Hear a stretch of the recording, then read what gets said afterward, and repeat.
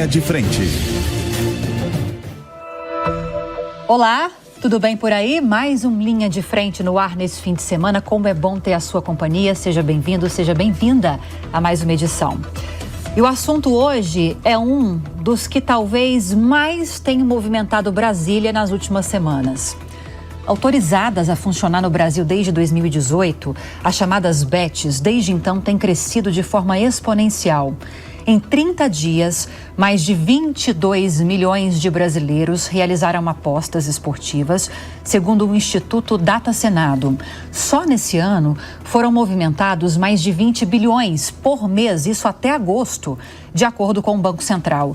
E esse mercado tão superlativo em clientes e cifras também preocupa na mesma proporção em vários aspectos, das consequências para a saúde mental, passando pelo endividamento da população até a infiltração do crime organizado. Planalto e Congresso prometem reforçar as regras a partir do ano que vem. Se a lei mais rígida não for suficiente, o governo não descarta proibir as bets aqui no Brasil. E para debater sobre isso, eu recebo hoje aqui no Linha de Frente a Carla Bene, economista, professora da FGV, o Edilson Braga, psicólogo e pesquisador do Instituto de Psiquiatria do Hospital das Clínicas, Fabiano Jantalha, especialista em Direito de Jogos e Apostas e sócio da Legismind Educação, e Felipe Crisafulli, que é membro da Comissão de Direito dos Jogos, Apostas da OAB São Paulo e sócio do Ambiel Advogados. Muito obrigada pela participação de vocês. Sejam bem-vindos. Seja bem-vinda, Carla. Obrigada. E antes de começarmos a nos aprofundar nos vários aspectos desse tema, quero começar com você, Edilson. Sei que você vai destacar algo nesse aspecto da saúde mental. Por que agora esse assunto veio com tudo? É um dos principais temas agora discutidos em Brasília. Na sua área, na área de saúde mental, psiquiatria, psicologia, é preocupante o que a gente está vivendo? Olha, Lívia, é extremamente preocupante. Eu acho que agora, porque explodiu, né, com a legalização, que ainda precisa regulamentar, porque não está regulamentado. Então isso explodiu, que agora o jogo, a aposta está na palma da mão. Então a pessoa de manhã, à tarde e noite, ela vai fazer a aposta dela. E nós já estamos vendo muito claramente em todo o sistema de saúde pública, né, a gente está vendo uma demanda que triplicou. No nosso ambulatório, por exemplo, nós temos uma fila de espera enorme, que a gente vai fazer de tudo para dar conta, mas ela aumentou exponencialmente. É perceptível, então? É perceptível. É surreal o que está acontecendo. E um detalhe que eu quero chamar a atenção. A saúde pública no país não está preparada, nem todos da atenção primária na UBS está preparada para atender os casos de transtorno do jogo. Então é extremamente perigoso e por isso que a gente vai ver cada vez mais na mídia pessoas aí, né, relatando as suas ruínas financeiras, suicídios e etc. Isso vai continuar crescendo. E vamos ver como é que fica a regulamentação. Inclusive hoje aqui no programa a gente vai trazer alguns relatos para enriquecer o nosso debate, a nossa conversa, viu, Edilson? Agora, Carla, no aspecto econômico a gente tem vários números para mostrar para a nossa audiência ao longo da discussão de hoje. Também é uma preocupação muito clara hoje, mas que traz uma perspectiva de preocupação na área econômica talvez ainda maior para os próximos anos, se não houver uma regulamentação adequada. Sim, a gente tem uma preocupação socioeconômica, que ela é muito importante. Aí a gente vai pensar no grau do endividamento, como que isso afeta as famílias, e aí a gente expande um pouco mais para a questão tributária, por exemplo, e vamos pensar aqui um pouquinho nessas questões, como que, quem é esse perfil, né? Qual é, estatisticamente, quem é esse jogador, como é que ele funciona. Então, esses impactos econômicos, que muito bem dito agora, são novos, porque nós já tínhamos o jogo como monopólio do Estado, que é, por exemplo, a Mega Sena e tudo, nós já tínhamos isso. O Brasil convive com o jogo do bicho, digamos assim, né? Há muito tempo, mas a explosão justamente está na questão da palma, ou seja, a tecnologia adicionada a isso é o que a gente tem como impacto, Lívia. Fabiano, o que a gente espera, e nem sempre é o que acontece, é que haja uma regulamentação para que a população se adeque àquela regulamentação e passe a usufruir de um benefício, de um serviço, do próprio entretenimento, que é o caso. O que a gente está acompanhando é um movimento de uma regulamentação muito prematura em 2018. Aliás, houve uma autorização em 2018 e uma pré-regulamentação no final do ano passado. E agora, com as pessoas se envolvendo muito com essas apostas, vão surgindo as necessidades de regulamentação um pouco mais efetivas. E aí se discute esse processo agora, depois que as apostas estão já explodindo aqui no Brasil. Faz sentido esse movimento nesse caso? É algo que não acontece com frequência aqui no Brasil? O que explicaria isso? Olha, Lívia, a questão que a gente precisa analisar é o seguinte: o Estado brasileiro ficou 70 anos se escondendo dessa missão. O jogo estava aí, o jogo estava ao alcance de todo mundo, mas, como disse o professor, ele não estava ao alcance da palma da mão. O que nós tivemos agora, na minha visão, esse boom que nós estamos vendo, nada mais é do que as coisas serem apresentadas à realidade, às claras. Então, eu acredito que a literatura, inclusive acadêmica, tanto na área médica quanto na área jurídica, ela mostra que, sim, quando você tem a estruturação de um mercado, a legalização de um mercado, a abertura de um mercado, sobretudo na área de apostas, você tem a ampliação do número de usuários e, claro, você vai ter ali um primeiro pico de questões econômicas, de questões sociais, etc. Mas o que a gente precisa entender é o seguinte: nos últimos tempos, se você mencionou a autorização de 2018, o que aconteceu foi, nós tivemos a Lei 13.756, essa lei autorizou, mas não regulamentou. Sim. Então, nós ficamos 4 anos em que esse assunto entrou na mídia, que esse assunto entrou no radar do brasileiro, e nós ficamos com o brasileiro jogando 4 anos sem nenhuma proteção. O que nós temos hoje? Essa sede do brasileiro em lidar com essa coisa nova. Mas eu quero te dizer a você e a todos que estão aqui o seguinte: eu já tive a oportunidade de acompanhar quase 10 setores regulados diferentes pela minha atuação acadêmica. E o que eu digo é o seguinte: o que nós estamos vendo no mercado de apostas não é nada diferente daquilo que a gente viu na abertura de vários outros mercados. Por exemplo, com a abertura do mercado de telefonia, etc. É óbvio que aqui nós temos uma circunstância específica de um produto que tem uma questão, vamos dizer assim, psicológica, médica, alguma coisa assim.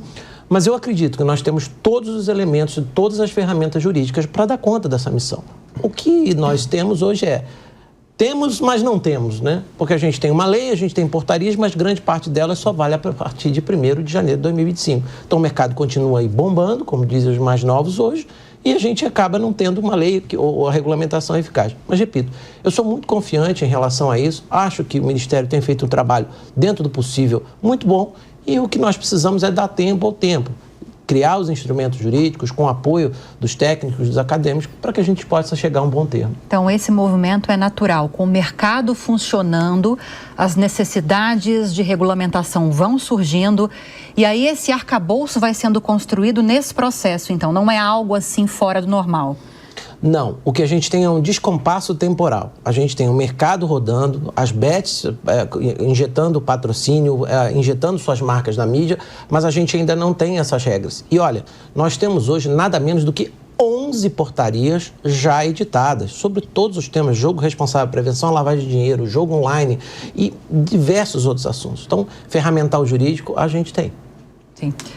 Felipe, a comissão da OAB aqui de São Paulo, que você está representando aqui, de Direito dos Jogos e Apostas, deve estar bem movimentada, né? Vocês devem estar levantando muitas discussões para contribuir com essa questão. O que você pode compartilhar aqui com a gente? Todo dia é uma novidade, né?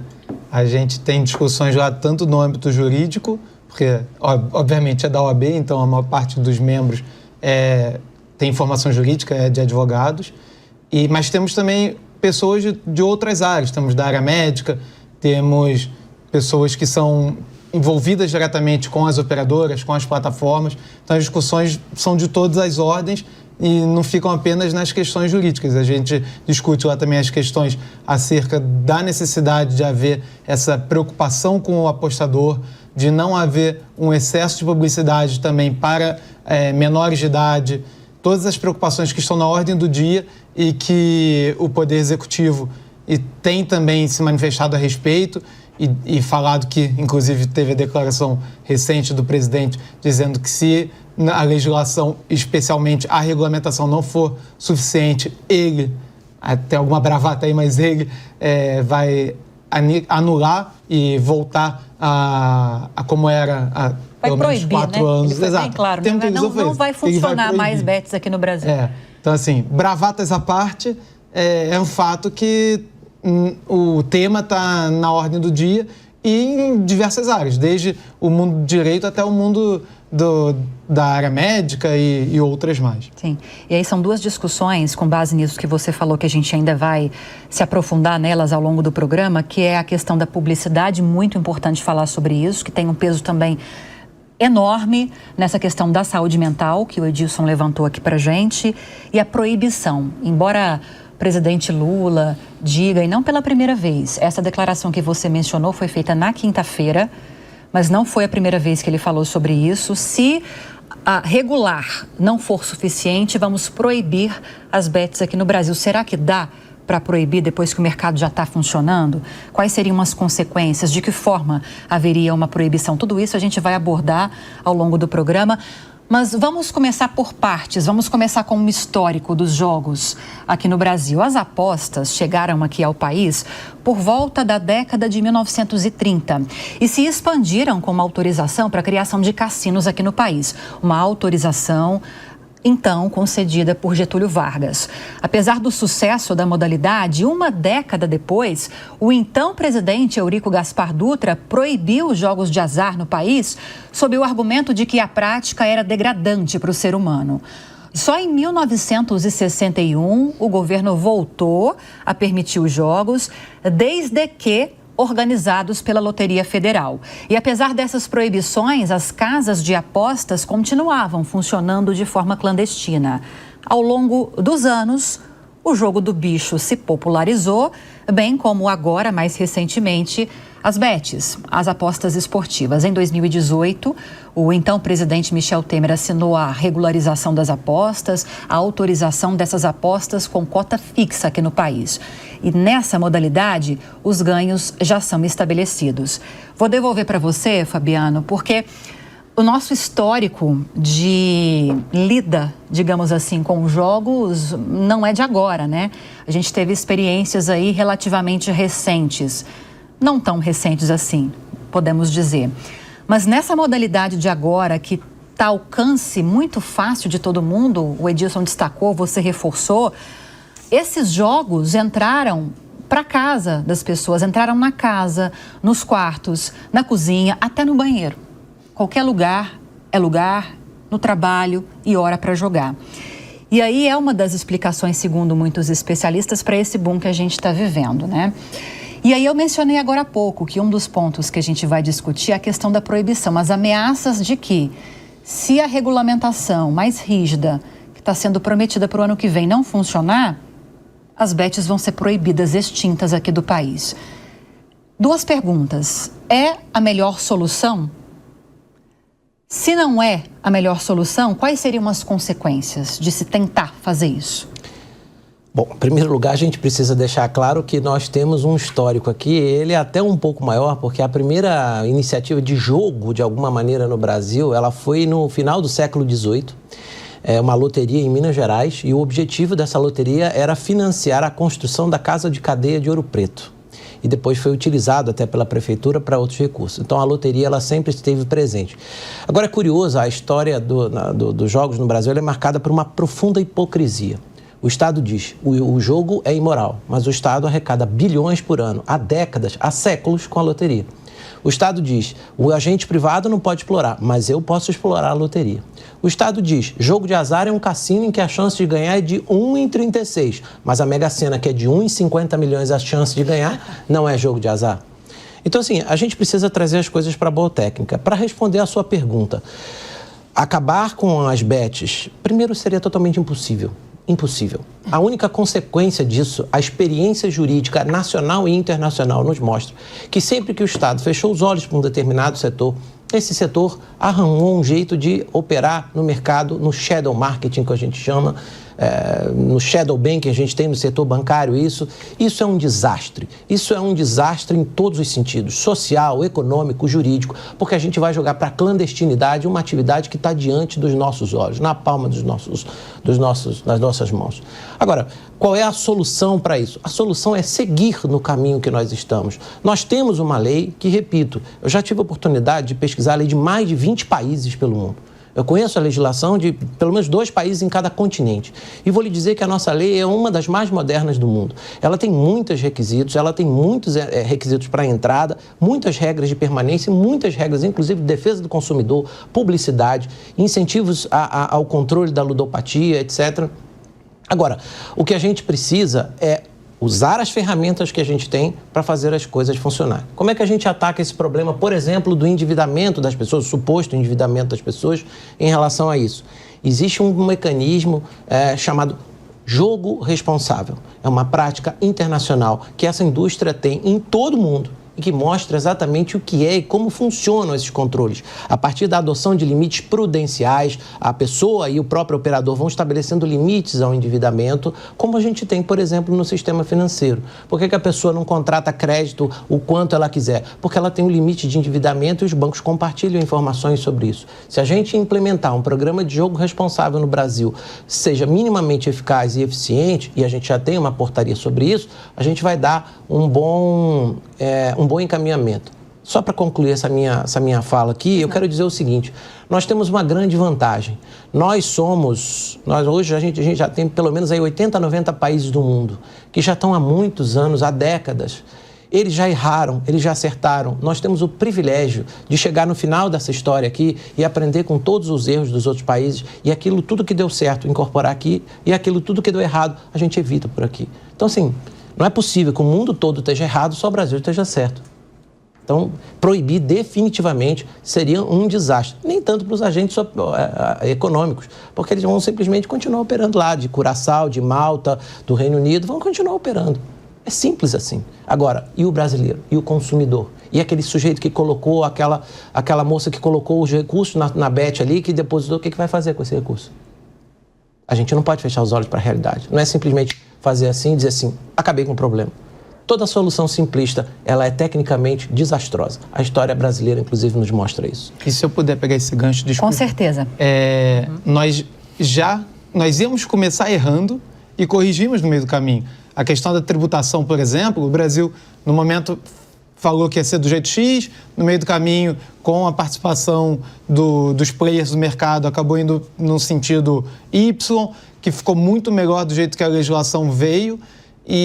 E é uma das razões, por exemplo, da França, de Portugal, ter uma baixa taxa de canalização, que é como nós chamamos, que é quando os apostadores saem do mercado cinza, né, nesse mercado não regulado, e o país, então, regula as apostas e as pessoas passam a apostar dentro do mercado regulado do seu próprio país e não como é hoje em dia com as licenças de Curaçao, Malta, Irlanda, etc. e tal. E o Brasil já fez essa correção de rota no meio do caminho. E os outros países, mesmo esses que já têm dezenas, talvez, de anos com apostas regulares e regulamentadas, como a Inglaterra, está todo dia alterando a sua regulamentação, ajustando, corrigindo a rota. Acabou de proibir agora que os clubes tenham nos seus uniformes publicidade de bet. Quer dizer que o Brasil já está nesse momento? Me parece que não.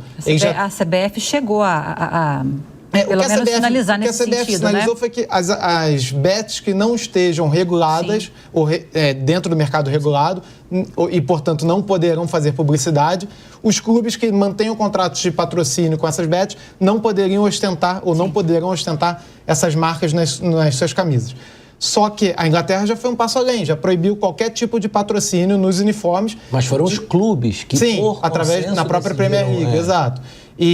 Mas eles já estão nesse passo, mas eles já também conseguiram explorar bastante, no bom sentido do termo, esse mercado. O Brasil está engatinhando ainda. Então, tem que dar tempo ao tempo, como o Fabiano acabou de falar. Vamos, sem querer dar um passo além das nossas próprias pernas, vamos devagar para chegar ao longe. Sim. Eu já vou tocar para você de novo, Edilson. Deixa eu só voltar para a gente fechar essa questão aqui com o Fabiano. Não é um pouco preocupante, Fabiano, a gente se espelhar muito em países que têm realidades muito diferentes da brasileira? Foi só um exemplo que você citou. Não sei, em alguns aspectos, pode não funcionar aqui como funciona lá fora? Ou vale tentar, pelo menos? Não, mas aí é que está o ponto, Lívia. Nós que lidamos com a regulação, eu trabalho com direito da regulação há 20 anos, dou aula há 15 anos sobre esse assunto. A gente tem técnicas para fazer a adaptação. Não se faz simplesmente um Ctrl-C, Ctrl-V e coloca aqui. Então, assim, é como ele colocou. A questão do mercado inglês, por exemplo, mercado americano não é um parâmetro para nós. Em primeiro lugar, porque eles não têm uma lei federal. Eles têm uma lei federal, mas muito tratando de questões de lavagem de dinheiro, etc. Mas o que a gente tem lá são leis estaduais, cada um com a sua realidade. Mercado inglês é uma boa realidade para a gente, é uma boa referência? É uma boa referência. Por quê? Porque eles estão anos-luz na nossa frente em termos de conteúdo. O que a gente faz? Pega o que tem lá e adapta. Existem métodos, existem técnicas. Então, assim, não é só o mimetismo, o copia e cola. Se a gente fizer uma incorporação boa, a gente consegue chegar a um bom resultado. Tem os estudiosos para ir, principalmente na área do direito, mas também na área da economia, na área da psicologia, tem técnicas sobre isso. A gente tem regras, a gente tem portarias, a gente tem recomendações sobre isso. Então, acho que é perfeitamente possível. Aliás, eu digo até o contrário, talvez a resposta seja o contrário para você. Não utilizar a experiência de outros países é um risco para nós. Começar do zero, né? Nós somos gênios. Sim. Chegamos agora, nós vamos ditar como é que o mundo... Não, pera, deixa que eu sou o expert. Dá para recuar, né, Fabiano? Nós considerávamos contravenção penal até ontem. Do nada, a gente é o gênio que passou a liberar e regulamentar da melhor forma do mundo. Esse é o ponto. Nós, do direito, nós temos ferramentas para isso, para adaptar as coisas à nossa realidade. Esse é o ponto. Tá. Alguns economistas, Edilson, ouvidos recentemente pelo Estadão, estimam que em arrecadação, como essa regulamentação que vai avançar agora, a partir do ano que vem, em arrecadação, no caso das bets, que são essas apostas esportivas online, os cofres públicos podem conseguir reunir entre 2 bilhões, isso anualmente, já em 2025, entre 2 bilhões e 10 bilhões. É um universo muito diferente, né? Mas entre 2 bilhões e 10 bilhões de reais, isso só em 2025. Mas aí, conversando com muitos especialistas, inclusive da sua área, alguns defendem que é pouco perto do que vai ser necessário de investimentos na saúde pública para lidar com uma alta demanda na área da saúde mental. Talvez você não tenha números, mas pela experiência, faz sentido esse tipo de declaração?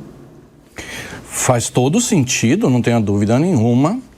E, inclusive, no que eu estou acompanhando, eles estão dizendo lá que 1% para a saúde. Só que isso não está carimbado que é para o transtorno do jogo.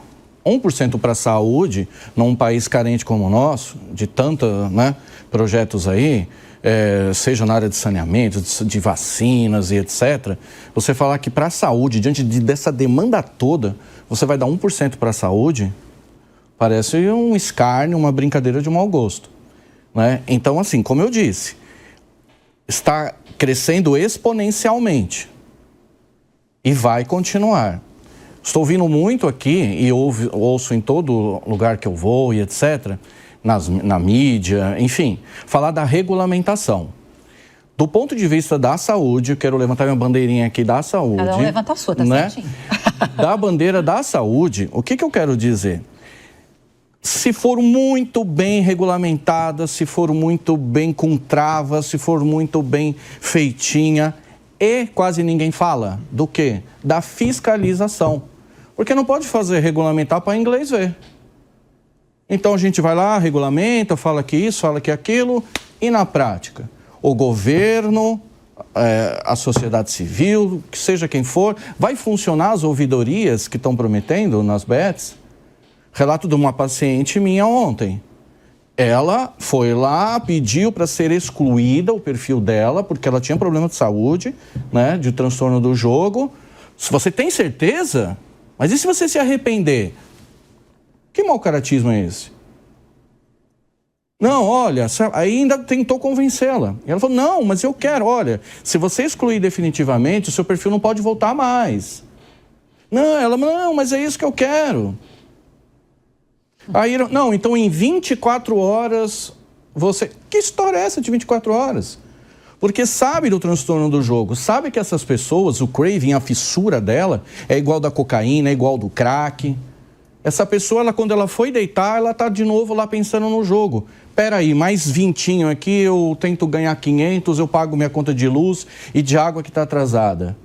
Pronto, ela não foi excluída de novo lá. Então, tudo que se fizer muito bem regulamentado e fiscalizado, né, com a maior perfeição possível, né, adaptando, como vocês estão falando aqui, e etc. tal, o que vai acontecer no nosso país é que nós vamos, quiçá, ter uma redução de danos.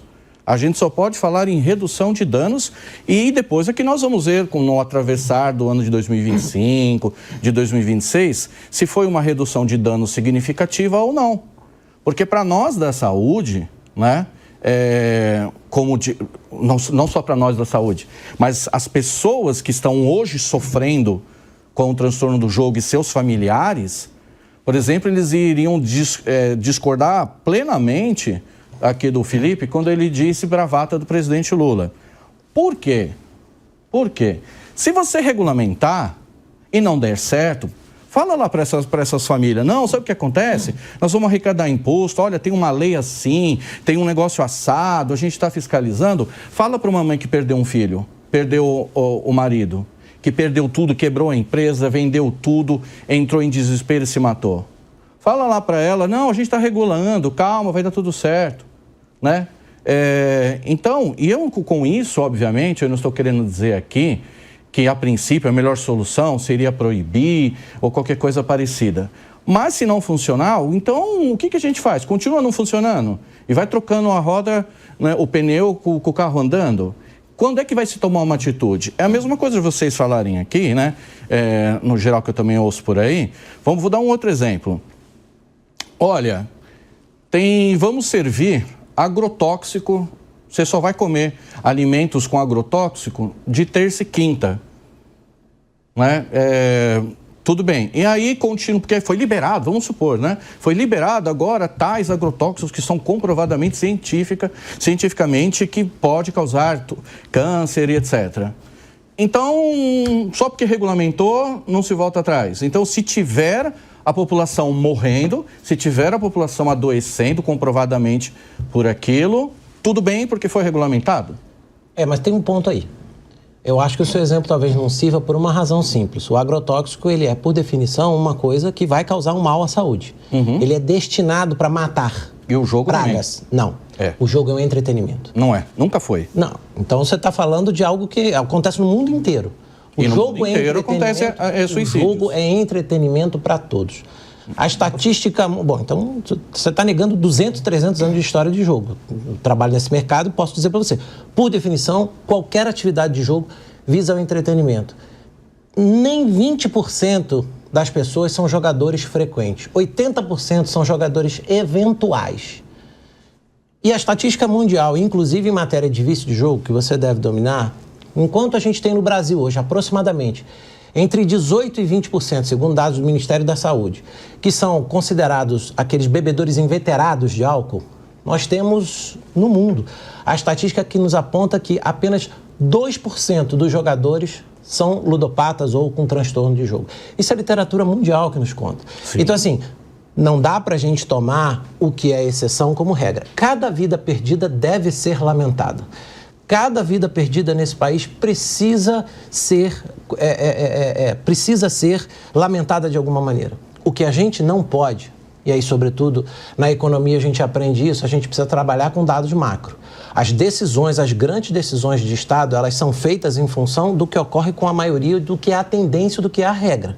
Então, na medida em que a gente pega e diz para 98% das pessoas, olha, você não pode fazer isso, porque 2% tem alguma distorção. O que a gente faz? É muito mais fácil, e aí eu concordo com você, investir para tratar esses 2% e investir numa política pública de regulação que evite que mais do que 2% se vicie, ou seja, a gente tenta conter ou reduzir, para que essas coisas não tornem a ocorrer. Então, assim, eu acho que nós temos que trabalhar com o que é a regra, não com o que é a exceção.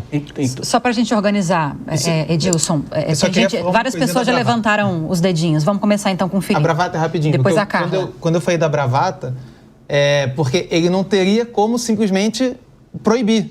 Foi uma lei aprovada pelo Congresso Nacional e que ele sancionou, inclusive.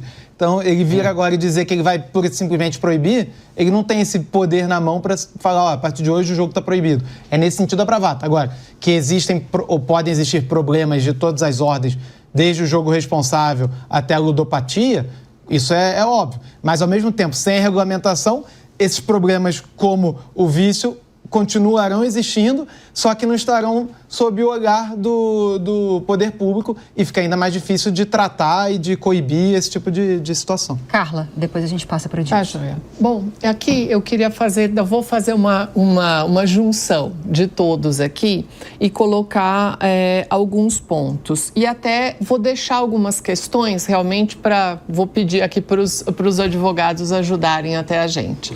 Puxando um pouco do nosso histórico, é importante a gente lembrar que as nossas decisões de intervenção do Estado na ordem econômica, elas têm uma carga moral muito grande. No entanto, que a palavra usada lá atrás, quando a Lívia falou, foi a questão degradante. Então, o degradante é um peso moral que você tem quando você decidiu lá atrás encerrar o jogo.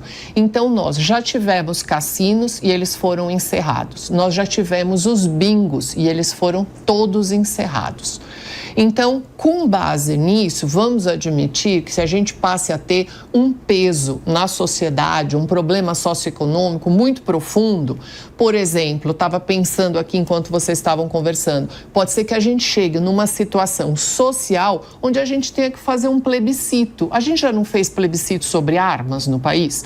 Pode ser que a gente chegue numa situação dessa. Então, é uma questão aqui que eu estava pensando junto com vocês, justamente porque tem uma fala política na questão do Lula, quando ele diz, vou encerrar isso, que tem uma bravata, e é uma bravata, uma fala política. Mas aí eu fiquei pensando numa possibilidade de um agravamento daqui para frente, se a gente uma hora não chegaria numa solução e talvez um plebiscito, que aliás eu acho plebiscitos fantásticos, a gente usa isso muito pouco no Brasil, né? Podia ser aqui igual a Suíça, a gente fazia plebiscito para tudo, mas esse talvez seja um tema muito interessante. Outro ponto, pegando a questão tributária, que é exatamente o que o Edilson estava falando.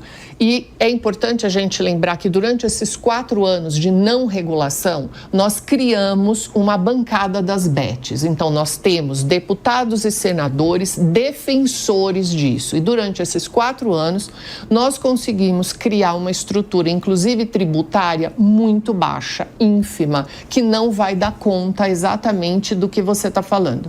Então, quando a gente olha que a gente vai ter, as empresas ficam com 88% do faturamento bruto para o custeio das atividades e a arrecadação é de 12%, dos 12%, 2% é para a Seguridade Social, e inclusive foi um movimento no Congresso para reduzir isso, porque era maior para ser isso, então teve deputado trabalhando para reduzir isso. E os 10% aí você joga, como você tinha dito, que ele não era marcado entre educação, saúde, turismo, segurança pública e esporte. Sabe Deus como é que isso vai ser dividido. Então, essa estrutura tem que ter empresa com sede no Brasil e tudo. Vou falar só do mercado regulado, digamos assim. E a pessoa física, o apostador premiado vai ter que pagar 15% de imposto de renda, que também é muito baixo, porque ele tem um ganho de capital, digamos aqui. Como o Brasil tributa mal, lucro, juro, renda e patrimônio, a gente já sabe que já está mais ou menos nessa ótica. Não sei como que vai ser feita essa cobrança do imposto de renda da pessoa física. Se vocês já souberem como que isso vai ser feito, recolhido, eu gostaria de saber, não sei como. Mas essa estrutura tributária, ela é muito baixa dentro dessa realidade da nossa necessidade aqui.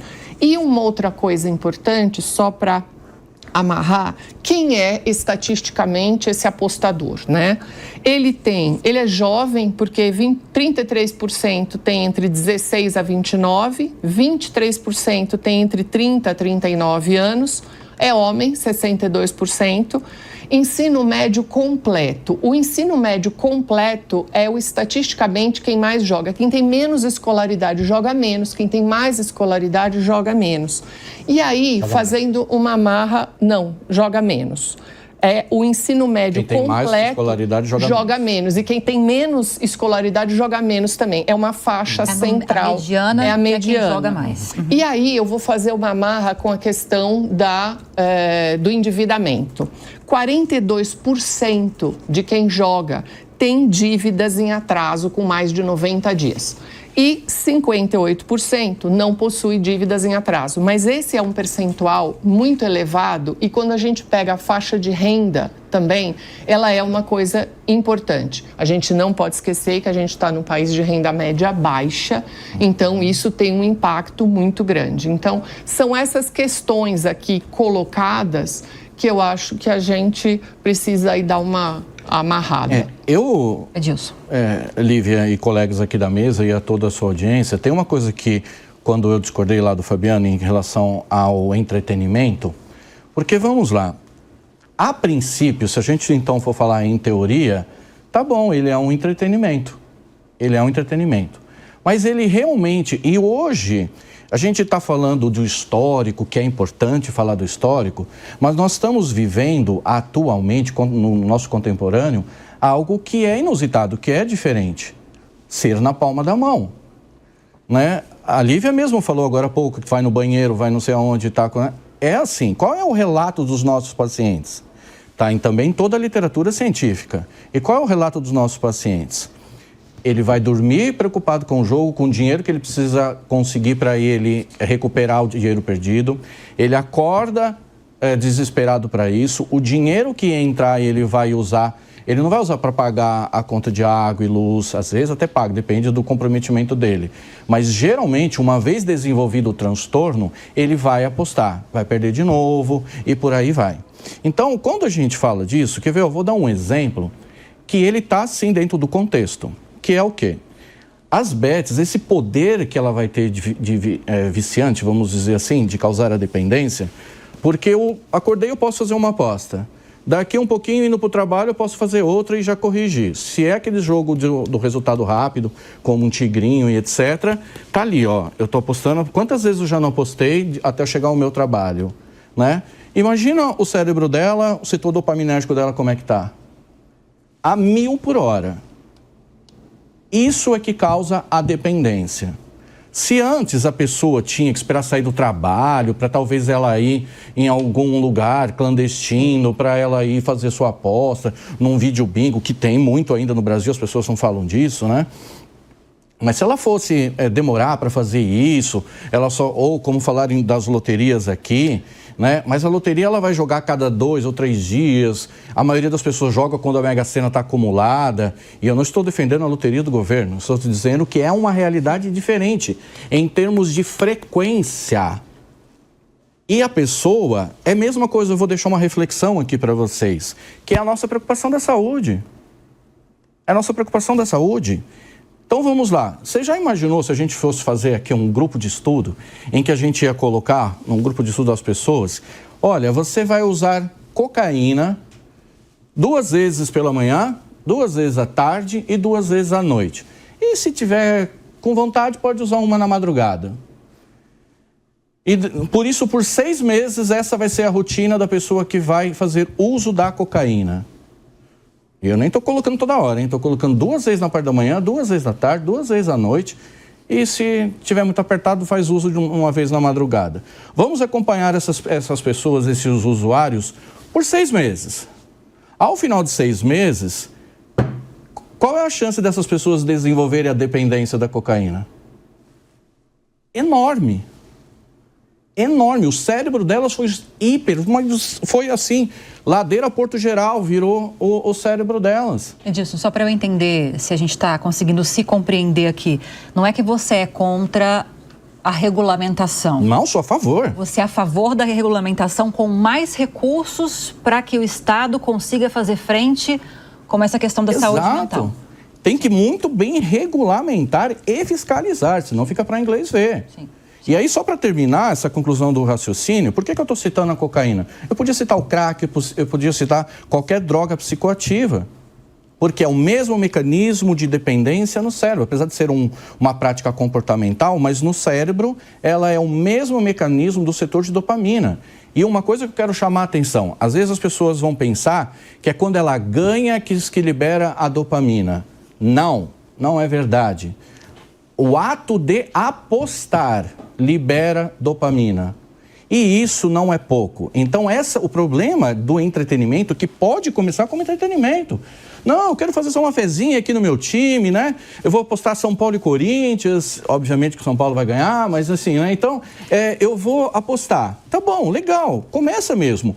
Qualquer pessoa hoje que vendeu tudo dentro de casa para comprar cocaína numa boca, ele não começou dependente. Talvez ele começou numa recreação lá, numa festa que apresentaram para ele, que ele fez uso. Uma pessoa que usa nicotina, seja na faculdade, seja num barzinho, que foi apresentado uma amiga que ofereceu cigarro, ela fumou, daqui a pouco ela passou para 3 cigarros, daqui a pouco ela estava fumando um maço.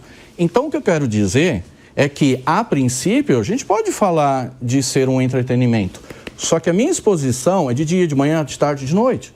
Quem é que está jogando de madrugada às 3 da manhã no ping-pong da Indonésia? Alguém que já perdeu o controle, que está preocupadíssimo em recuperar o dinheiro. Então, aí temos um ponto. Aí eu acho que então nós temos um ponto que a parte médica conversa com a parte jurídica.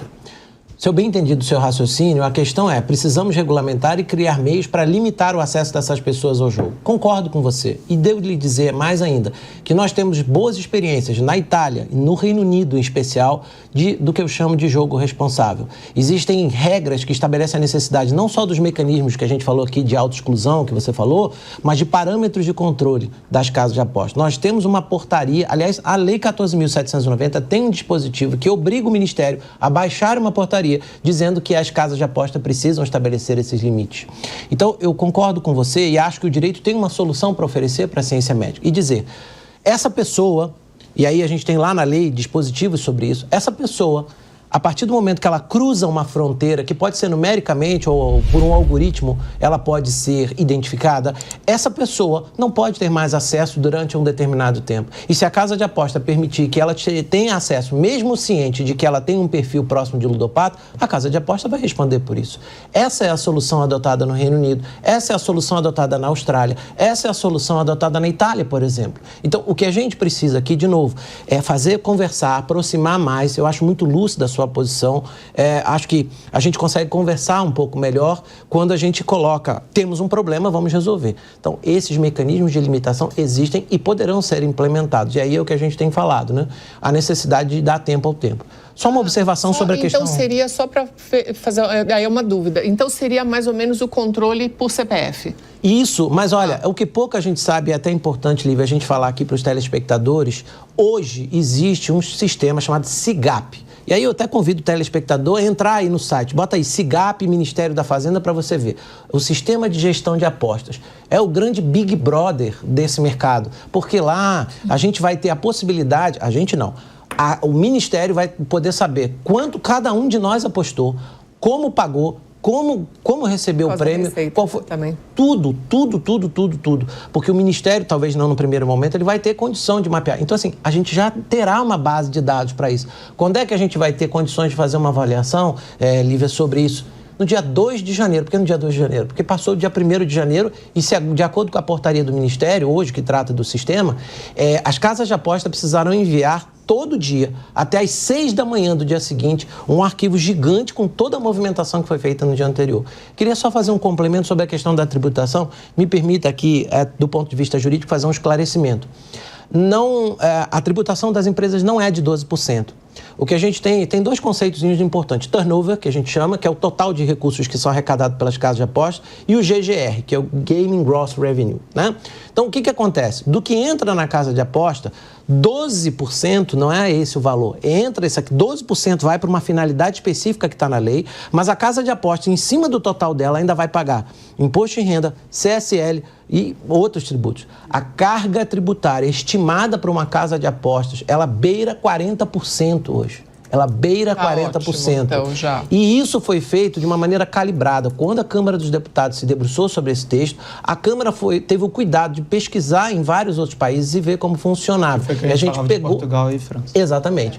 A França, quem quiser saber um exemplo mal sucedido, o desastre que foi a regulação na França.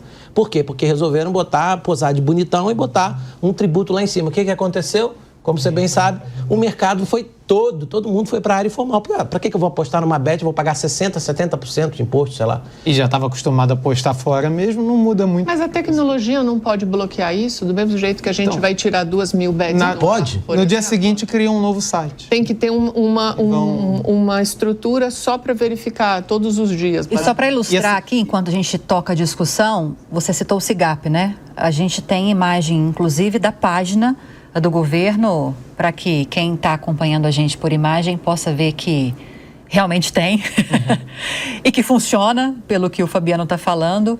Essa é a página aí que você pode... Posso aproveitar com essa dica? Você conhece mais? Se você está olhando na tela aí, ó, veja no cantinho da tela que tem aí as consultas públicas. Se você está aqui acompanhando o programa, dá uma olhadinha aí, porque na palma da sua mão. Na palma da mão também está a regulação, viu? Você pode olhar aí na página e ver o seguinte: primeira coisa, você quer apostar numa bet, quer saber se ela é confiável? Olha aí nesse site, vê todas as que já pediram autorização. Claro que nem todas as que pediram terão autorização, mas já é um começo. 98 já tem. Exatamente. Do mesmo jeito que você, por exemplo, precisa fazer uma consulta se você vai aplicar no Bitcoin, por exemplo, para que você não caia num golpe. Quando você vai fazer um investimento de renda fixa, você não consulta como é que foi o histórico daquele fundo, por exemplo? É a mesma lógica. E o que eu ia falar só, talvez a junção do que o Edilson falou com o que o Fabiano disse, é a trinomia KYC, Know Your Customer, conheça o seu cliente, jogo responsável e publicidade de acordo com as regras do CONAR, basicamente. Se a gente tiver tudo isso muito bem engendrado, muito bem organizado e sendo posto em prática pelos operadores do mercado, a gente já parte de um patamar muito melhor do que se a gente ficar só no chove não molha, sem o mercado regulado e por aí vai. E deixa eu aproveitar que a Carla detalhou um pouquinho sobre o perfil do apostador hoje das bets. A gente tem uma reportagem sobre isso e que trata dessa questão do vício também, muito bem enfatizada pelo Edilson. A Bruna Milan, quem confeccionou o material, e a gente acompanha agora. Pela internet é possível encontrar um número inestimável de relatos. O jogo, em um primeiro momento, parecia inofensivo. Era um passatempo, uma diversão. Aqueles R$2, R$5 não faziam mal a ninguém. E a adrenalina, o prazer que dava na hora. E aquela sensação indescritível, quando tinha um grande ganho. E aquela sensação de que, por alguns momentos, eu era poderoso ou poderia me tornar poderoso. O jogo me enganou. Um internauta diz ter acumulado R$200 mil em dívidas e depressão com os jogos, enquanto o outro afirma que chegou a usar os benefícios trabalhistas para jogar. Cheguei a perder R$5 mil em meia hora. Comecei a usar o limite do cheque especial, pedi adiantamento de férias do trabalho, usei meu 13º, saquei meu fundo de garantia e gastei 150 mil de uma rescisão que tive. Tudo em jogo. Você coloca R$100 em uma máquina e ganha R$50. É uma felicidade tão grande em ver o dinheiro que nem lembra mais que, na verdade, está no prejuízo. O que um viciado em drogas gasta não chega a um pedacinho do que um jogador compulsivo torra. O jogo é pior do que droga. Estes são apenas alguns dos relatos que jogadores anônimos fazem na internet. São grupos de pessoas que dizem o quanto o vício em jogos de azar afetou a rotina delas. Especialistas confirmam esse último relato de que a soma da sensação de euforia ao apostar e da expectativa de ganhos rápidos ativa as mesmas áreas do cérebro envolvidas no vício em álcool e outras drogas, já que há a liberação de dopamina, um neurotransmissor que provoca a sensação de prazer e satisfação. O vício em jogos também é tratado por especialistas em universidades de todo o país, mas a situação é ainda mais crítica nos casos das pessoas que dependem do dinheiro para o próprio sustento. Quando se trata das bets, uma pesquisa do Poder Data revelou que 24% dos brasileiros admite que já fizeram apostas. Entre os que mais jogam, 31% têm entre 16 e 24 anos. 26% são da região Sudeste, 25% da região Nordeste e 27% cursam o ensino fundamental. Outra pesquisa realizada pelo Data Senado indicou que entre as pessoas que fizeram apostas esportivas em setembro, 62% são do sexo masculino. As mulheres representam 38%. A maioria dos apostadores, 56%, tem entre 16 e 39 anos, seguidos das faixas entre 40 e 49 anos com 17% e 50 e 59 anos com 13%. 14% tinham 60 anos ou mais. Quando o assunto é escolaridade, 40% têm o ensino médio completo. Outros 23% têm o ensino fundamental incompleto e 20% têm o ensino superior incompleto.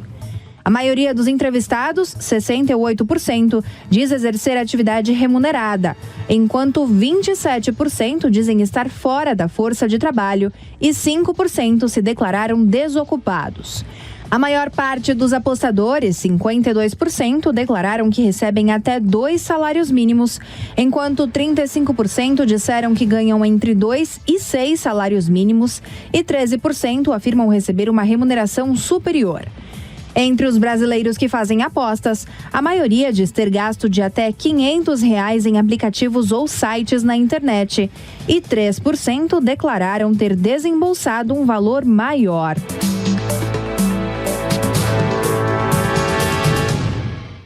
Bom, e a Anatel, a gente mostrou o perfil do apostador e agora um cenário, um panorama de mercado. A Anatel começou a bloquear mais de 2.030 empresas e também sites de apostas esportivas que estavam operando de forma irregular aqui no Brasil. A agência reguladora ainda notificou cerca de 21 mil empresas de telecomunicações para suspender o acesso aos sites da lista. Apesar do bloqueio, as bets ilegais passaram a utilizar sites alternativos para driblar a decisão. A estratégia adotada pelas empresas é utilizar o mesmo nome do site bloqueado, mas com uma sequência numérica após o nome. E para além de explicações sobre esse movimento que está acontecendo, Fabiano, nós acompanhávamos a reportagem e você falava da relação desse vício nas apostas com o mercado irregular, que ainda existe apesar dos esforços do governo federal. Ele existe e ele não é pequeno, não. Hoje eu diria que a gente tem maior volume de apostas talvez sendo feito nesse shadow marketing que a gente chama, nesse mercado, ou black market, sei lá, nesse mercado clandestino do que propriamente no mercado regularizado. E por que isso? Porque a internet é uma terra sem muros, é um terreno sem muros. Então, muitas vezes a gente tem dificuldade de controlar. Mas o que a gente tem visto na realidade é que as grandes bets, as grandes operadores são os maiores interessados nessa regularização. Sabe por quê? Porque essa bet irregular, ela vai criar esses mecanismos, vai turbinar esses mecanismos, porque ela de ganho, de disparo de dopamina e etc., por uma razão simples. Ela não é obrigada a recolher tributo, ela não é obrigada a fazer programa de jogo responsável, ela não tem nenhum compromisso com deixar o dinheiro no país para estimular a economia.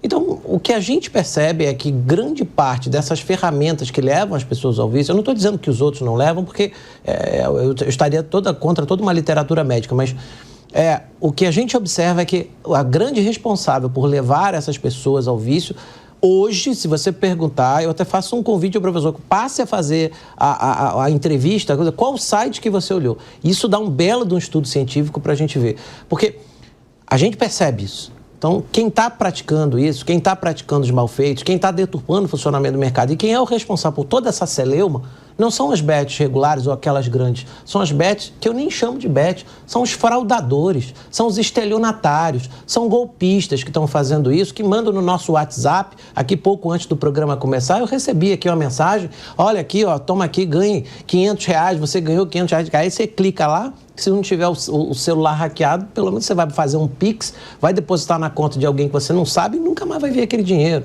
Eu repito essa questão aqui que a gente acabou de falar. Telespectador, telespectadora, se você tiver alguma dificuldade, se você tiver algum ponto, primeira coisa, vá ao site do Ministério, verifique se essa bet que estão te oferecendo, que estão te apresentando, se ela tem licença para funcionar. Porque se ela tiver, a licença talvez não esse ano, mas se ela tiver pedido autorização, você já pode começar, inclusive, fazendo uma denúncia para o Ministério da Fazenda, dentro daquilo que o professor falou. Você já pode ajudar o Estado a fiscalizar. Veja, derrubam-se 2.000 sites, nascem 5.000 sites. Criar um site, eu faço aqui agora, eu crio aqui pelo celular. É uma luta perene? É uma luta perene e não é só aqui não. O Reino Unido enfrenta problema, a Itália enfrenta problema, Portugal enfrenta problema, até nos Estados Unidos, o estado de Nevada, muitas vezes enfrenta problema também. Como é que a gente corrige isso? Conhecimento, informação, esclarecimento, fiscalização. E punição de jogadores que sabem que estão... Posso estar exagerando, tá? Não sou da área. Vou começar com o Felipe aqui. E punição para jogadores que sabem que estão apostando numa empresa, num site que não tem autorização para funcionar aqui no Brasil. É exagero falar nisso? Na teoria não vai conseguir fazer, né? Porque, segundo a promessa do Ministério da Fazenda, a partir de 1º de janeiro, apenas através do domínio.bet.br é que vai ser possível se acessar um site e fazer aposta de cota fixa. Mas tem essas então, formas de driblar. Aí vai ter que usar uma VPN da vida, como a gente bem conhece. Mas isso existe em todas as questões que são proibidas ou ilegais ou ilícitas no mundo. E é aquilo que o Fabiano acabava de falar. É quase que um enxuga-gelo. É uma briga de cão versus rato ali, ou polícia e ladrão, que está um tentando passar ao lado da legislação e o outro tentando puxar todo mundo para dentro da legislação. Então, é uma questão de conhecimento, de querer cumprir também com as regras do país, porque, como o Fabiano acabou de falar, se a gente quiser, a gente cria aqui um site agora, o muda final, como o VT dizia ali, de 1, 2, 3, 4, 5 ao final, antes do .com, e a gente criou uma bet nova, um site novo, que vai ser possível de ser acessado enquanto ele não for derrubado pela Anatel ou por quem deva fazer isso. Então, cabe também a nós, enquanto consumidores, não só pedirmos que o legislador, que o Poder Executivo atue, mas nós também atuarmos de acordo com o que a legislação prevê e cumprirmos com as nossas obrigações. É na linha de que não era obrigado a usar cinto de segurança no carro, ninguém usava. Passou a ser obrigado, passamos a usar. Mas hoje em dia ninguém mais concebe não usar. Todo mundo entra no carro já automático. No banco de trás ainda temos alguma dificuldade no Brasil, mas cada dia têm sido feitas mais campanhas, especialmente por conta de aplicativos. Às vezes a pessoa está com um motorista que não sabe como é que dirige. Eu, conhecendo quem está dirigindo, já não posso ter toda a confiança de andar sem cinto, nem deveria andar sem cinto, até porque a legislação exige que eu esteja de cinto. Imagina com que eu não conheço. Então, do mesmo modo que nós hoje em dia utilizamos o cinto de segurança automaticamente, nós deveríamos apenas acessar os .bet.br a partir de 1º de janeiro e não os .bet ou .com, que, portanto, não estejam no mercado regulado aqui no país. A gente tem que sair para o intervalo, Edilson. Vou te dar 1 minutinho e meio para a gente terminar essa discussão, levantando o seguinte aspecto. A pessoa, quando ela começa a entrar nesse mercado de apostas, ela consegue identificar quando ela está passando da conta, quando ela está perdendo o controle, está entrando num caminho de vício? Ou é praticamente imperceptível esse movimento? Ótima pergunta, Lívia. Só que a resposta é não. Ele não percebe. Por que ele não percebe? É a mesma coisa se você perguntar para alguém que já está desenvolvendo uma dependência do álcool e você pergunta para ele, você não acha que você está exagerando? Não, foi só hoje que eu bebi um pouquinho mais, a hora que eu quiser parar eu paro. É a mesma coisa, ele nega. O jogador, quando ele começa a perder o controle, e a gente não pode esquecer que a característica do transtorno do jogo, ele tem eu vou chamar aqui de principal, que é exatamente a perda do controle. Né? Ele perde o controle. Como ele perde o controle, então, e com isso vem o quê? A mentira. Eles são hábeis para mentir. Primeiro para si mesmo. Sim. E depois para as pessoas. Porque como é que eu vou falar para a Carla que o dinheiro lá da prestação, eu gastei tudo no jogo. Então eu vou, não, é que o carro quebrou, eu tive que... E ele vai começando isso. Então ele está muito na negação. Tanto que os pacientes que chegam até o nosso ambulatório, geralmente eles já chegam muito acometidos, já chegam num nível muito avançado de comprometimento de saúde mental. Né? Porque o transtorno do jogo, é muito importante a audiência saber que ele não vem sozinho. Ele vem com transtorno da depressão, ele vem com transtorno da ansiedade. Então, essa pessoa é muitas vezes trazido pela família, porque por ele continua negando. Não, calma aí e tal. É só você ver na festa. Você está num churrasco, aquela pessoa que está muito reclusa, tal. Aí você chega perto, ela já esconde o celular. Tá apostando de novo, né? Não, você estava dando uma olhada aqui. Ela nega. Ou seja, respondendo a sua pergunta, Lívia, infelizmente ele não se dá conta, ele vai se dar conta lá na frente e quem percebe primeiro é sempre a família, ou os amigos, enfim. Mas ele não, ele nega. A gente vai sair para o intervalo, a gente tem uns segundinhos, né, Bia? Só para a gente reforçar para quem está acompanhando a página do SIGAP, que achei interessante a gente destacar isso. Gostei, eu não sabia que tinha esse caminho para a gente conseguir consultar empresas que realmente já têm essa autorização de funcionar. Dá tempo de mostrar rapidinho, Bia, ou o tempo acabou? Olha só, para você que está acompanhando o Linha de Frente por Imagens, é muito fácil. Aí na parte inferior da tela, consultas públicas. Primeiro ícone, os dadinhos aí, consultar empresas que solicitaram uma autorização. Segundo ícone, consultar situação das operações das empresas. Então, desculpa de apostar numa empresa sem saber se ela está regular ou não no país, pelo menos essa a gente não tem como dar mais. sigap.fazenda.gov.br. Até porque se vai acessar o site para apostar, pode acessar o site do SIGAP para checar, né? Exatamente. Vamos trazer um pouquinho de perspectiva econômica, mais um pouquinho de perspectiva econômica para essa discussão. Um levantamento realizado pelo Banco Central indicou que só nos primeiros 8 meses do ano, os brasileiros gastaram cerca de 20 bilhões de reais por mês em apostas online. O Banco Central apontou ainda que um dos maiores problemas é a forma de pagamento dessas apostas. A grande preocupação é com a facilidade do uso do Pix, já que os pagamentos com cartão de crédito podem ser impedidos. A gente vai falar mais sobre isso, mas já tem regulamentação nesse sentido também. Outro dado alarmante. De acordo com o Banco Central, os beneficiários do Bolsa Família gastaram 3 bilhões de reais em bets via Pix em agosto. O gasto médio ficou em R$100. Já uma pesquisa do Data Senado revelou que 22 milhões de pessoas apostaram nas bets. 22 milhões de brasileiros apostaram nas bets só no mês de setembro. Tem muita discussão para a gente levantar aqui, porque houve também um levantamento, o Fabiano deve estar ciente disso, feito pelo setor, mostrando que esse valor de 3 bilhões de reais não é consenso de gastos de beneficiários. Só me fala sim ou não se você está por dentro dessa questão. Sim. Então, já a gente fala sobre isso. Vou tocar com a Carla primeiro, porque tem uma questão, Carla, é muito sensível, que leva até a questão da estigmatização de beneficiários do Bolsa Família, de benefícios sociais, de que é preciso, nesse momento, diante desse levantamento feito pelo Banco Central, restringir o acesso dessas pessoas a essas ferramentas, a essas modalidades de apostas. Queria que você me contasse como é que está essa discussão no meio econômico, se é algo viável também, até por uma questão do estigma que eu levantei, se isso pode resolver o problema do endividamento. Tá.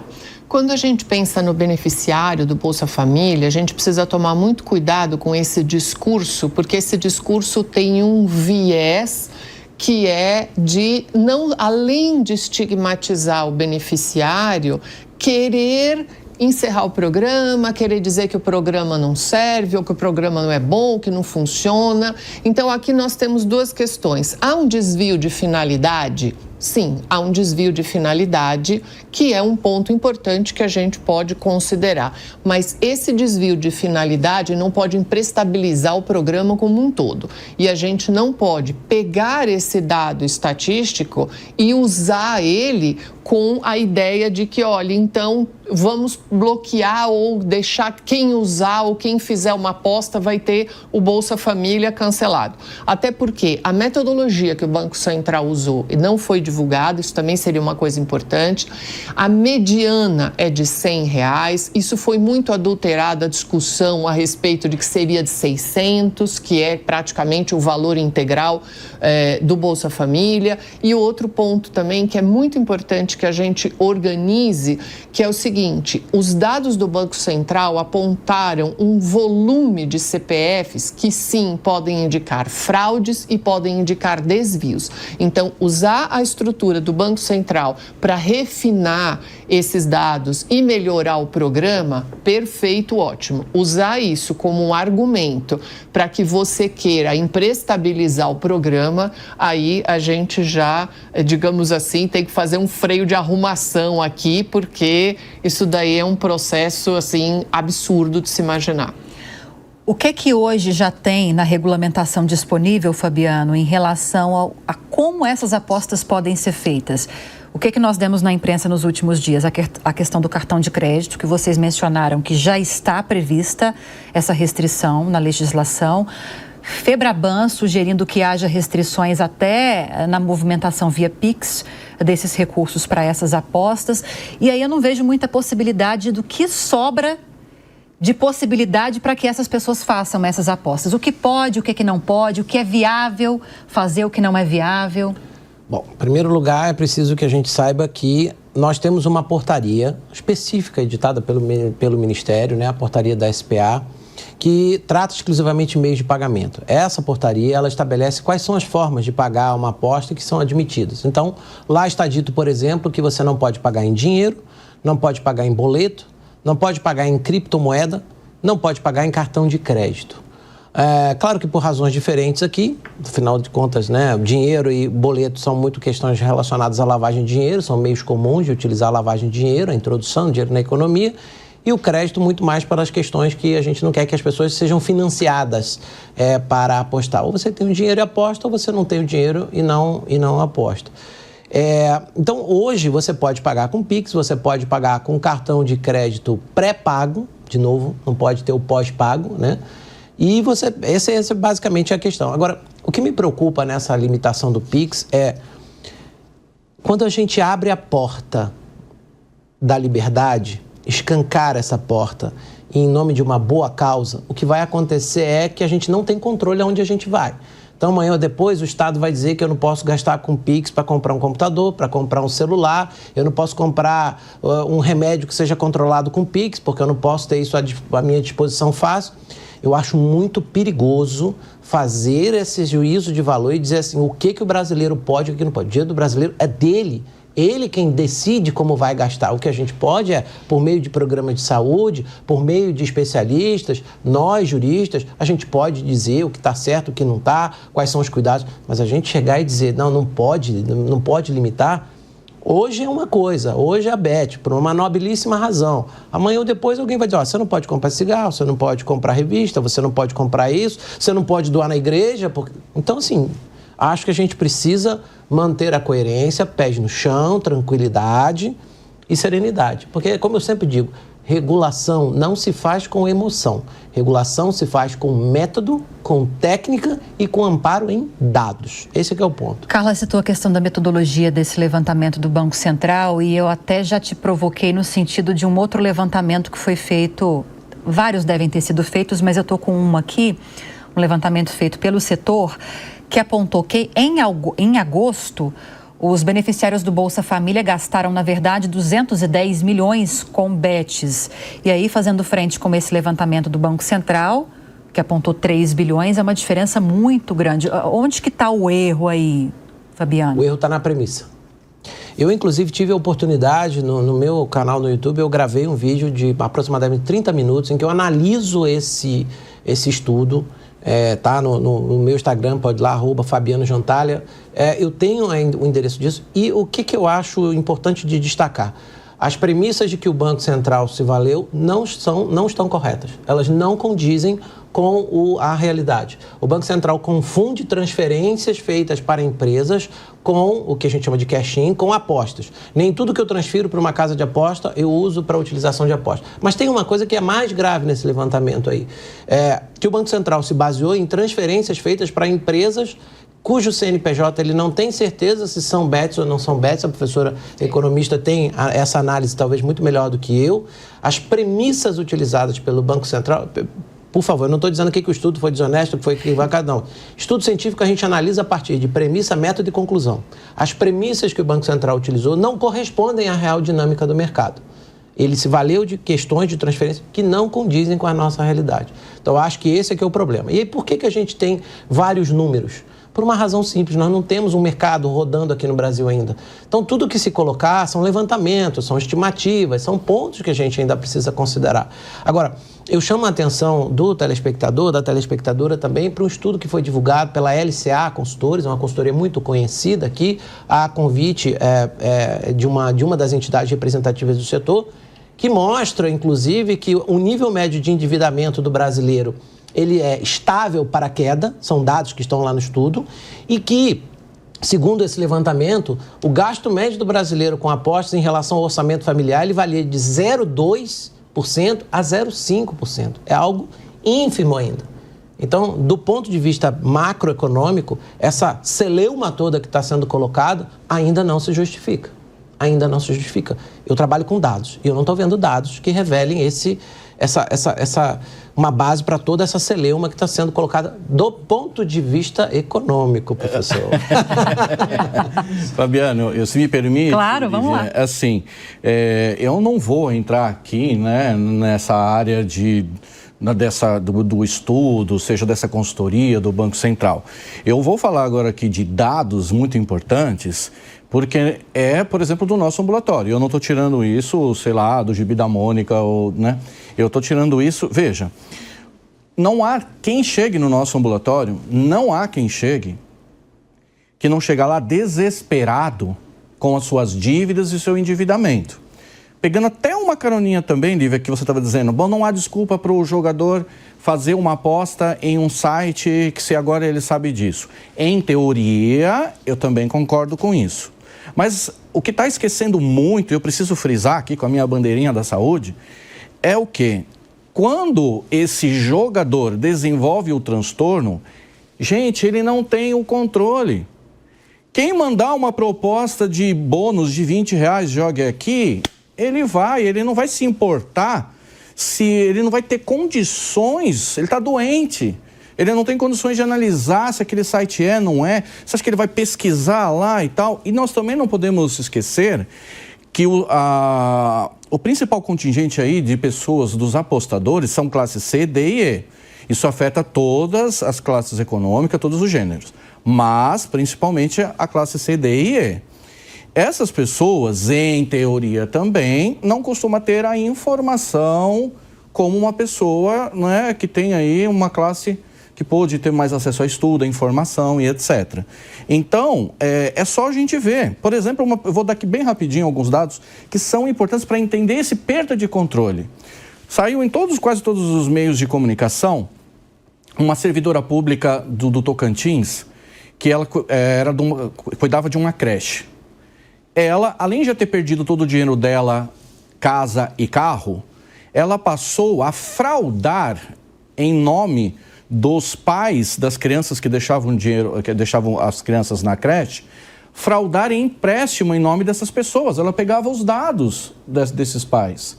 E ela fez uma dívida em empréstimo, tem vários meios de comunicação, tá aí, é só pesquisar, né? Ela fez um empréstimo em mais de 100 mil. Se a gente quiser resumir isso e falar assim, então ela era mau caráter. Gente, ela está doente. Eu não vou entrar aqui, não a conheço para falar o juízo de moral dela. Porque eu estou falando que quando uma pessoa está doente, ela faz absurdos. Perde o senso completamente? Totalmente. É como se ela tivesse ficado hipnotizada, cega. Veja, eu vou contar aqui muito rapidamente também um outro caso de uma, também, obviamente, paciente lá no nosso ambulatório, o sonho de casar, já arrecadando um monte de dinheiro para festa, aquele dinheiro, né, tal, o que ela fez com aquilo? Quando ela perdeu todos os recursos, já não conseguia mais empréstimo, tá? Todo o dinheiro da festa de casamento dela foi embora. Então, nós estamos falando de um transtorno que a pessoa perde o controle. E não vamos esquecer de novo da dopamina. E por que um negócio também é triste? Porque a pessoa, ela, assim como o álcool, eu fico sempre fazendo um paralelo, né? Porque é o mesmo mecanismo. O jogador, ele precisa cada vez mais apostar. A frequência aumenta, os valores aumentam. Se eles começavam com a aposta de 20 e 30, agora já está no 100, 150. É isso. Então, quando a gente fala da regulamentação e da fiscalização, eu não sou doido de dizer que não sou contra. Não, sou totalmente a favor, mas que se regulamente muito bem. Só que eu vejo vários furos. Se eu tivesse aqui... Porque a saúde também não foi chamada em peso lá e com a frequência lá numa CCJ e etc. Então, vamos pensar assim. Para você, se a gente pudesse aqui falar muito rapidamente, a primeira coisa que tinha que estar nessa regulamentação tinha que ser proibir as propagandas. Não, mas isso não sei o quê, essa palavra proibir e tal, não sei o quê. A gente fez isso com a nicotina e a gente viu num estudo longitudinal o quanto que, não resolveu, né? Mas o quanto que caiu o número também de usuários da nicotina. Ainda assim, ela é a primeira a dependência que tem no mundo. Eu vou só puxar um dado seu. Tem um dado publicado agora que é do Instituto Favela Diz. E que chama o avanço das bets nas favelas, ou seja, 7 de cada 10 moradores jogam nas bets, gastaram 3 bilhões por mês com apostas e 63% já apostaram estimulados por uma propaganda. Só pegando o teu gancho. E só um outro detalhe aqui, 53% estão comprando menos nas lojas locais, 45% jogam diariamente e 24% frequentam menos bares e restaurantes. Só fazendo uma marca, que nós acabamos de terminar um programa chama Desenrola, que é justamente para diminuir o endividamento. Então, nós conseguimos o Brasil conseguiu tirar alguns milhões de pessoas desse programa justamente com a questão da inadimplência. Hoje, eu peguei o último dado do Serasa, então, você puxar o mapa da inadimplência no Serasa, nós estamos com 72 milhões de adultos negativados. Isso já passaram os 90 dias e o nome já está sujo. Então, a gente conseguiu retirar e a gente está retornando um volume de inadimplentes muito grande. Ainda não saiu aberto quanto que isso é dessa questão estatística, desse endividamento, que é muito do que você está falando, Diogo. Porque o que eu fico aqui preconizando, falando e etc. Porque, assim, quando a gente fala da regulamentação, de novo, se ela for muito bem regulamentada e fiscalizada, nós vamos ter uma redução de danos, que a gente vai ver o quanto que isso foi eficaz ou não, né? Acompanhando aí o ano de 2025, 2026, etc. Aí, como aí o Fabiano também muito bem explicou, o que tiver que adaptar, assim como o Felipe, a gente vai adaptando, né, a legislação, etc. Perfeito. Só que eu, né, na minha posição, né, de profissional da saúde, estou há 18 anos nessa linha de frente com o jogo. Há 18 anos que a gente faz pesquisa, que a gente trata essas pessoas. E nesses 18 anos, não chega ninguém no nosso ambulatório falando assim, nossa, porque voltando àquele gancho, né, de ser uma diversão, de ser, né, tal. No princípio, não tem como discordar que mas vejam a exposição que eu falei lá. Imagina se alguém ficasse usando cocaína de manhã, tarde, de noite, de manhã, tarde, de noite. Talvez nem precisasse de 6 meses para a gente comprovar que ela já desenvolveu a dependência. Com o jogo, é a mesma situação. Só que no celular ela tem isso de manhã, de tarde, de noite, de manhã, tarde, de noite, de manhã, tarde, de noite. E não vamos esquecer que também nos dados aí, né, inclusive que a Carla também trouxe, o Banco Central e tudo mais, é a moçada mais jovem. Isso também é uma bomba relógio, porque o cérebro dessa moçada está em processo de maturação. Isso deixa ainda mais propenso essa pessoa a desenvolver o transtorno do jogo. Então, o transtorno do jogo, ele vai judiar, ele vai desenvolver ansiedade. 80% das pessoas que chegam ao nosso ambulatório chegam com ideação suicida. Doutor, pesado, 80%. Qual é o transtorno que tem esse índice? 80% chegam com ideação suicida e 20% vão para as vias de fato. Pelo menos tentam se matar. Não é pouco. Essa preocupação, se eu tivesse cabelo, eu não teria mais. Porque a coisa não é simples. No começo, tudo é festa, tudo é tranquilo. Tudo é legal, é como... Fuma esse cigarro aqui agora. Esse cara que começou, essa pessoa que começou nessa brincadeira, experimentou um cigarro, aquele cigarro eletrônico e tudo mais, é o dependente de amanhã. Ah, mas todo mundo que jogar vai se tornar dependente? Não, a gente não pode dizer isso. Sim. Porque tem outros fatores epigenéticos e etc. Agora, a probabilidade... Porque está na palma da mão, é a frequência. Se nós regulamentássemos, esse cara vai poder jogar uma vez só por semana, ele não pode jogar de madrugada, 22 horas as bets não fazem mais apostas.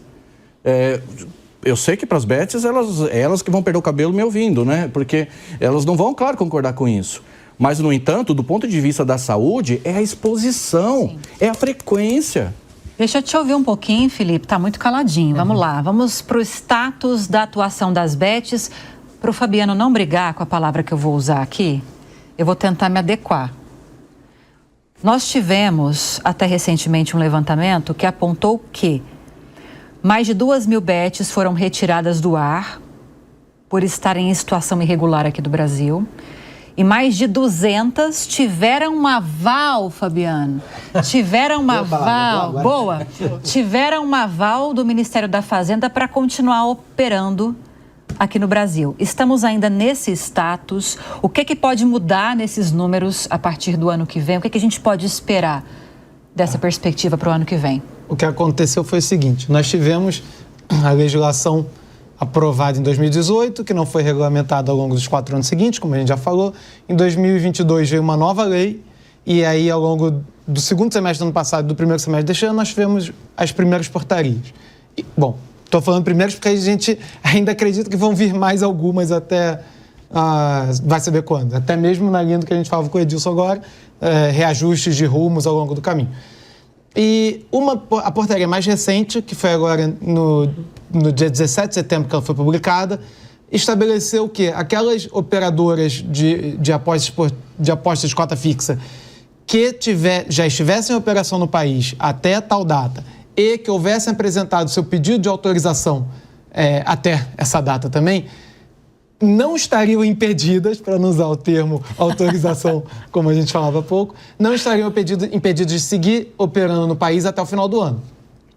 Acontece que isso quer dizer que elas vão necessariamente receber autorização para operar a partir de 1º de janeiro? Não, porque nesse meio tempo o Ministério da Fazenda continuará exercendo o seu controle, verificando se as documentações, as informações passadas através do sistema do SIGAP estão coerentes, estão condizentes com o que é exigido pela lei e pela regulamentação, se os sócios das empresas podem ser autorizados a figurar como tais, e se a empresa vier a ser autorizada, a partir de 1º de janeiro, ela vai ter o direito de usar o site dela, vamos dizer, marca.com, atualmente, vai passar a poder usar o marca.bet.br.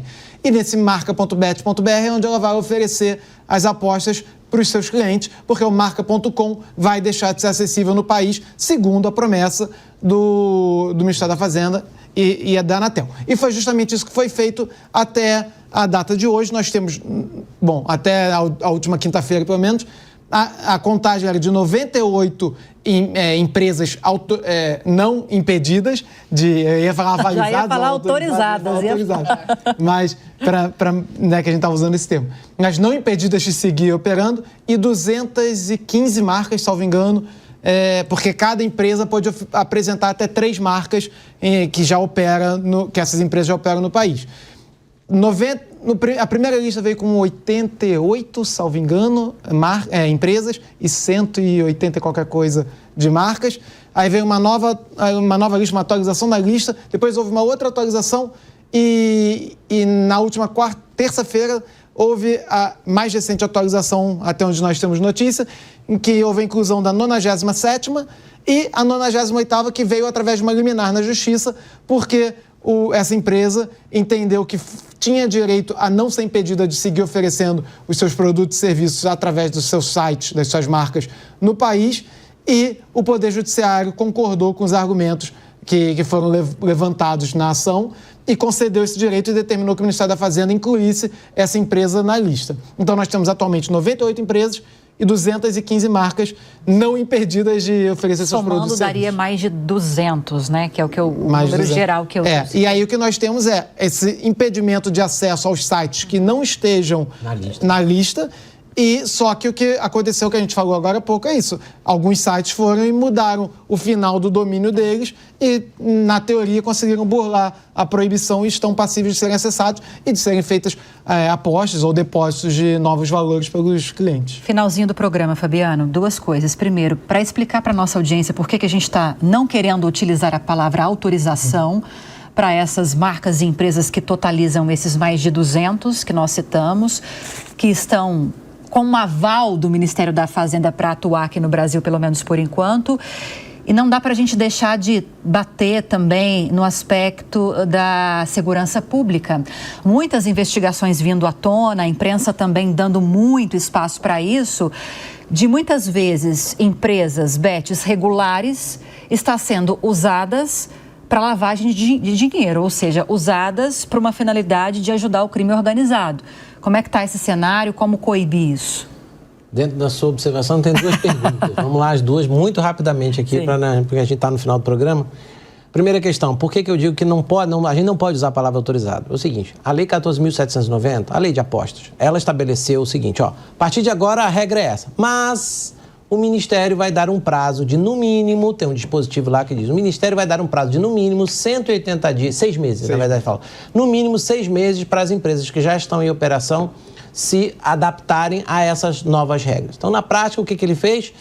A partir do momento em que o Ministério editasse a regra, né, a portaria de autorização, que abriu esse procedimento de autorização, as empresas precisariam fazer 2 coisas. Apresentar o seu requisito, né, os seus requerimentos de autorização, e aí, com a documentação apresentada, elas poderiam continuar operando. Ou seja, o que a lei fez foi dizer o seguinte, e aí depois veio uma portaria do Ministério e esclareceu isso, juntando as 2. Quem pediu autorização até 17 de setembro, apresentou a documentação, pode continuar operando precariamente, ou seja, provisoriamente, até 31 de dezembro. Quem não pediu autorização até o dia 17 ou que pediu depois, não pode, tem que parar imediatamente de atuar. Essa é a questão. Por que eu digo que não pode usar a palavra autorização? Porque a autorização na área do direito, ela tem um sentido muito técnico. É um ato, eu preciso de um ato específico do Ministério dizendo, você está autorizado. Esse ato não foi editado, a previsão é de que comece em dezembro. Sobre essas questões das operações... 1 minuto e meio, tá? Eu preciso te dizer isso. Autorizações, vou lhe dizer, Lívia, de uma maneira bem... Autorizações não, investigações policiais. Sim. 100% dessas investigações policiais que a gente tem visto são de bets clandestinas. São de bets que não estão autorizadas a operar, são de bets que estão operando à margem do mercado. 100% dessas investigações versam sobre isso. Então, se a gente quer... Eu diria até que é uma injustiça dizer que elas são bets. As operações que nós estamos vendo de estelionato, etc., isso é crime, isso não é uma bet. Isso é uma máquina de fazer fraude, uma máquina de fazer estelionato, uma máquina de aplicar golpes nas pessoas. Essas empresas, essas pessoas que estão fazendo isso, não são bets, não são operadores, são golpistas, estelionatários, fraudadores e devem ser tratados como tal. Não se pode contaminar um mercado que está querendo operar de forma regular da mesma maneira que se trata de um fraudador. Tá bom de tempo, viu? Não trabalho em TV, mas tá bom de tempo. Entregou no tempo certo. O programa acabou, infelizmente. Parece que ainda tinha tanta discussão para a gente trazer aqui, mas infelizmente o nosso tempo acabou. Queria agradecer demais a participação da Carla Bene, economista, professora da FGV, Edilson Braga, também aqui conosco, psicólogo, pesquisador do Instituto de Psiquiatria do Hospital das Clínicas, Fabiano Jantalha, especialista em Direito de Jogos e Apostas e sócio da Legismind Educação, e o Felipe Crisafulli, que é membro da Comissão de Direito dos Jogos, Apostas da OAB São Paulo e sócio do escritório Ambiel Advogados. Foi muito bom falar com vocês. Obrigada pela presença aqui no Linha de Frente. E a você que esteve conosco, muito obrigada pela audiência, pela companhia em mais um fim de semana. Que a sua semana seja, no mínimo, melhor do que a que passou. E obrigada pela companhia, tá bom? Até a próxima. A opinião dos nossos comentaristas não reflete necessariamente a opinião do Grupo Jovem Pan de Comunicação. Realização Jovem Pan News.